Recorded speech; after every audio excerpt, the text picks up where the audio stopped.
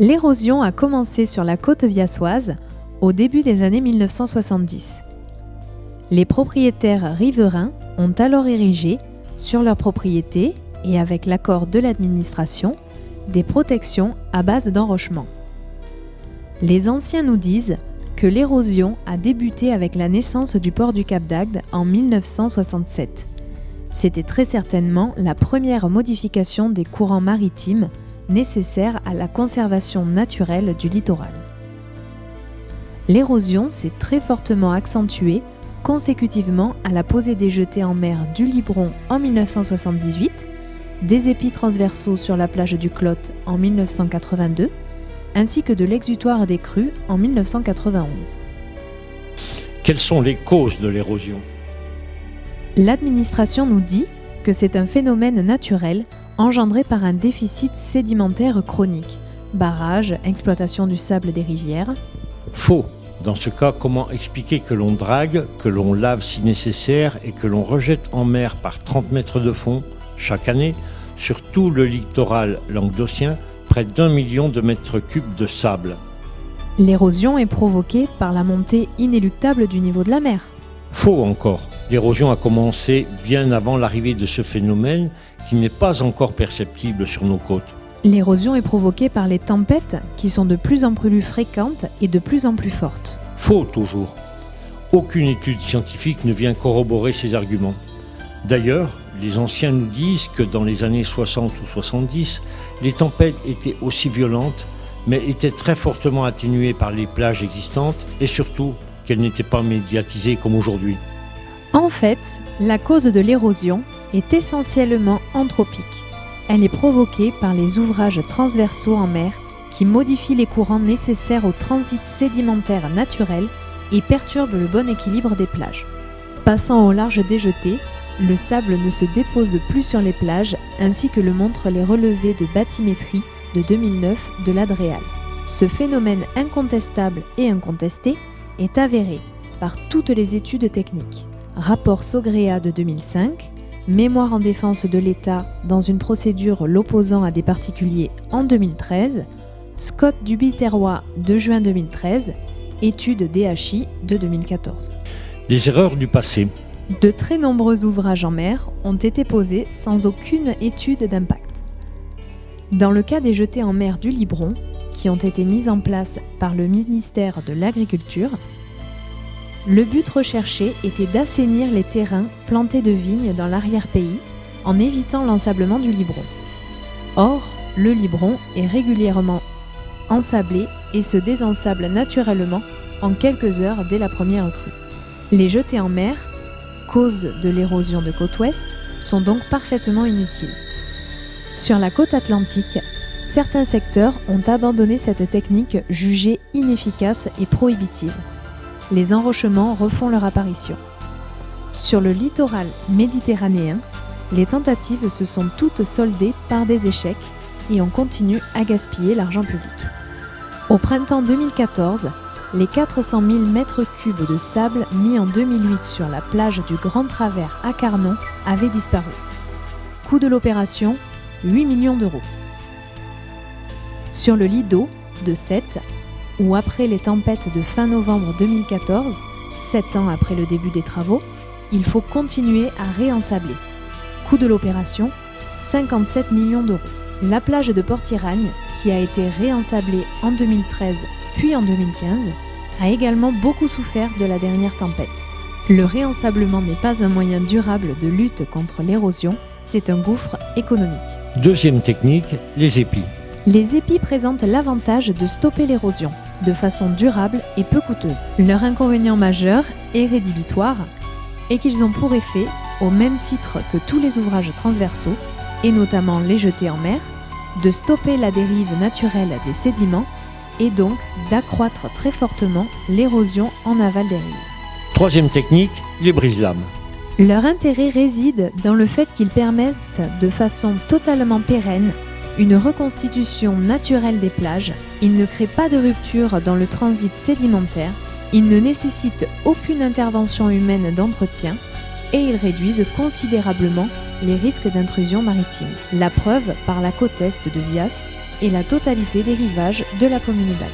Enfin, la biodiversité qui se crée naturellement autour des brise-lames est très appréciée et constitue un avantage écologique incontestable. L'unique inconvénient des brise-lames serait le côté esthétique. Et encore. Dernière technique, le recul du trait de côte. La colère des habitants d'une petite commune de l'Hérault. Pour reconstituer une plage, les autorités locales auraient l'intention de détruire 150 maisons et cabanes. D'où la colère. C'est à Vias où sont allés Aurélie Hérel et Lucas Garcia. Depuis 1955, nous sommes là.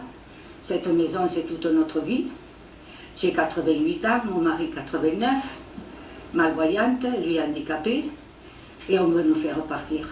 Pour les décideurs, dont l'emploi, les biens ou la sécurité ne sont pas menacés, reculer semble être la solution radicale la plus simple, mais certainement pas la moins onéreuse.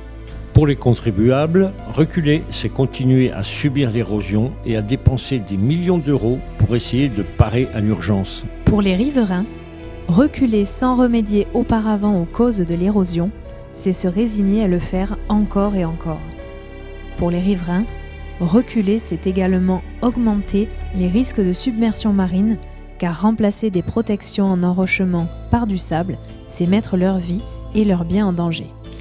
Pour la municipalité, reculer, c'est amputer irrémédiablement le budget communal de recettes fiscales, taxes foncières, taxes de séjour, etc. Pour la collectivité, reculer, c'est détruire de l'activité économique et des emplois, car supprimer 500 emplacements de camping, c'est détruire 50 emplois directs ou indirects. Lutter contre l'érosion, à quel prix ? Selon le dossier de saisine du Conseil national de la protection de la nature, annexé au projet de protection du littoral de Vias, quand le coût au mètre linéaire d'un épi est de 1, celui d'un brise-lame est de 3, et celui d'un recul associé à un réensablement est de 6. Selon les mêmes sources, les coûts engendrés par la protection totale de la côte ouest seraient de 5,6 millions d'euros pour les épis et de 10,6 millions d'euros pour les brise-lames classiques. Le budget prévu de recul et de réensablement est à ce jour de 24,6 millions d'euros. Il ne prend pas en compte le réensablement périodique, initialement prévu tous les 5 ans, mais qui a dû déjà être mis en œuvre après seulement une année d'exploitation. Un projet bancal. Qualifiant ce projet de « bancal », le candidat Dartier déclarait dans ses engagements de campagne. Avec un tel discours, autant avouer que Côte Ouest est condamnée, ce que bien évidemment nous refusons. Quel pari risqué, quel gâchis financier. Il ne faut pas laisser l'État décider à notre place. Protéger les personnes et les biens, voilà la priorité des priorités. Pensant être soutenu par le candidat Dartier, l'ADEV a déposé un recours au tribunal administratif en janvier 2014. L'ordonnance, rendue le 7 avril 2014 par le tribunal des référés, fait droit à l'ADEV et prononce la suspension des travaux. Donc, bien entendu, nous avons pu nous engager dans cette affaire parce qu'il nous est apparu d'intérêt général de sauvegarder le littoral viasois. Aujourd'hui, il y a eu des recours qui ont été effectués contre les arrêtés pris par le préfet en matière d'occupation et de démarrage des travaux. Donc, il y a des procédures qui sont pendantes devant le tribunal administratif. Je tiens à dire que je ne lancerai les travaux de la communauté d'agglomération que si l'État nous met en demeure de les faire. Parce qu'il est hors de question que je mette les finances de l'agglomération en péril si demain ces travaux devaient être arrêtés ou interrompus par une décision du tribunal administratif, du cour d'appel administrative, et que l'ensemble des contribuables de l'AGLO se retrouvent à payer seuls des travaux qui seraient interrompus. Voilà, qu'à dire les choses, parce qu'il est de ma responsabilité d'engager les fonds de l'AGLO, que lorsque nous sommes assurés que les travaux se poursuivront jusqu'au bout et en toute tranquillité.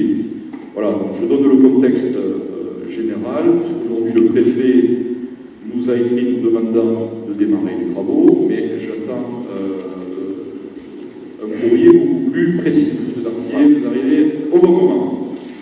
Voilà, donc Gwendoline Chaudoir va nous faire la lecture de cette délibération, parce que je dois quand même rajouter qu'à la dernière tempête qui a eu lieu, la situation ne s'est pas arrangée, et au contraire,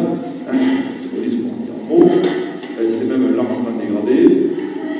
Et aujourd'hui, eu égard au coût global de ces travaux, il est hors de question que je parte les yeux bandés, sans assurance de pouvoir obtenir les 80% de subventions qui nous ont été promises.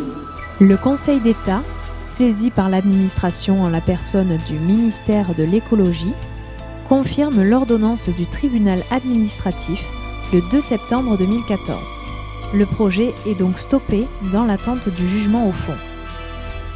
Tout le monde, y compris le futur maire, semble satisfait.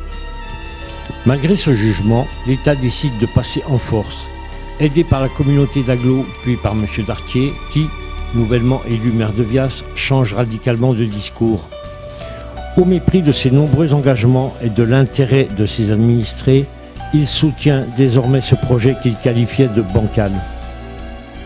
Un nouvel arrêté préfectoral, copié-collé de celui stoppé par la justice, est élaboré en catimini, signé par le préfet le mercredi 11 février, publié le vendredi 13 février, pour un démarrage des travaux le lundi 16 février 2015. Cet arrêté est promulgué en dépit d'une opposition exceptionnelle lors de la consultation publique sur Internet. Pas moins de 180 avis défavorables au projet. Le démarrage des travaux a lieu sans qu'aucune des prescriptions de l'arrêté ne soit respectée. La communauté d'Aglo se livre à un véritable massacre écologique. En dépit d'une décision de justice, de l'opposition de la population et de quantité de spécialistes, Maître Dartier, avec le soutien de Madame Chaudoir, maire de Port-Tiragne, a obtenu que les travaux de recul et de réensablement soient faits sur un linéaire limité à 800 mètres pour un coût de 4,5 millions d'euros. On ne joue pas impunément avec la nature. Une bonne partie du sable remis sur la plage avec l'argent du contribuable est déjà reparti à la mer. Non contents de dilapider l'argent public, nos élus locaux s'acharnent et, pour justifier leur entêtement, se couvrent de ridicule. Maître Dartier, maire de Vias, nous informe, impassible, que le sable reviendra avec la houle de printemps. Madame Chaudoir, maire de Port-Tiragne, prête aux aromates plantés sur le cordon dunaire des effets magiques sur la force des vagues et considère sans rire qu'un rang de ganivelle emporté est classique. De telles déclarations pourraient être risibles si elles n'émanaient d'élus ou de dirigeants locaux. Elles justifient la méfiance et la colère de la population vis-à-vis de ceux qui ont en charge la responsabilité de la gestion des affaires publiques. De tels agissements sont contraires à l'intérêt général et alourdissent injustement la dette laissée à nos enfants, sans parler des effets immédiats sur l'emploi. La mise en œuvre de ce projet va supprimer 500 emplacements de camping, donc 50 emplois directs ou indirects. Les 50 emplois détruits vont coûter beaucoup plus cher à la collectivité locale que les 1,8 million d'euros de subventions européennes obtenues. Un projet pérenne ? À ce jour, en raison des procédures et des oppositions, seuls 800 mètres de plage ont été réalisés, alors que l'exercice 1 devait s'étendre sur 1200 mètres et que la totalité du projet porte sur 3200 mètres. Ces premiers 800 mètres, reconstitués avec 4,5 millions d'euros d'argent public, ont déjà beaucoup souffert et, en moins d'une année d'exploitation, une grande partie du sable pompé sur le domaine des Orpelières est déjà reparti là-bas. Du littoral où les gens ne sont pas très contents en ce moment. L'été dernier, on avait réensablé, on avait remis du sable à grands frais sur leur plage, des millions d'euros, mais avec le temps, le sable est parti et il faut recommencer. À Vias, Frédéric Bernheim et Noé Liclair. Un mur de sable, c'est tout ce qu'il reste de la dune qui n'a pas résisté au dernier coup de mer.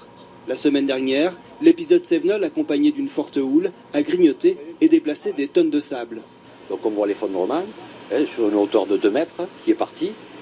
Les ganivelles tombées, tous les piquets entreposés là-bas. Maintenant, ils sont apparemment en train de redémarrer les travaux. Tout ça, ça va tomber. Voilà. Et ce n'est pas avec des apports de sable qu'on va régler ce problème d'érosion.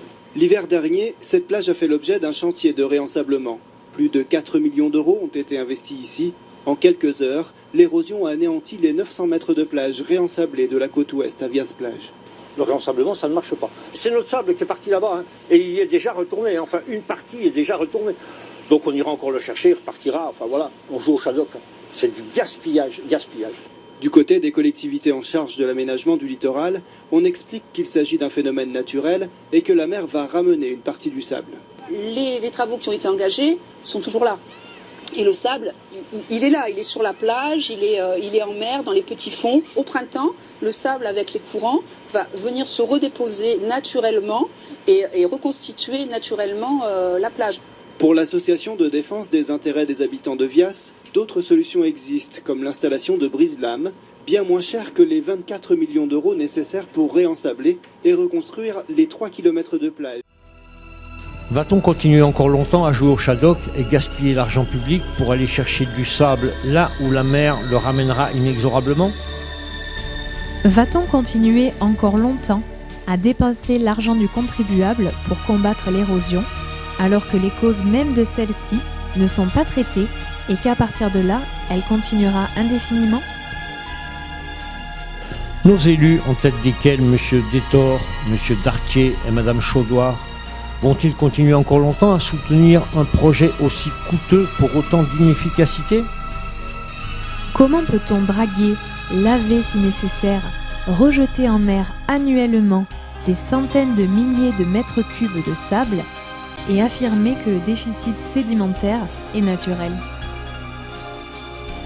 Comment peut-on contester l'efficacité des brise-lames pour la côte ouest de Vias, alors que l'on continue à en mettre partout sur le littoral, y compris à Agde?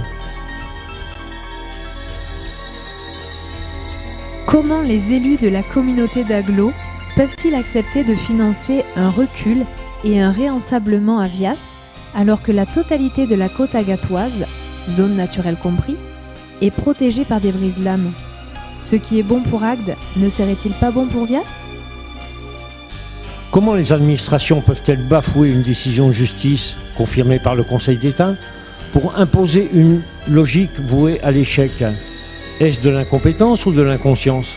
Comment peut-on utiliser une subvention européenne et l'argent public pour détruire de l'activité économique et fabriquer des chômeurs?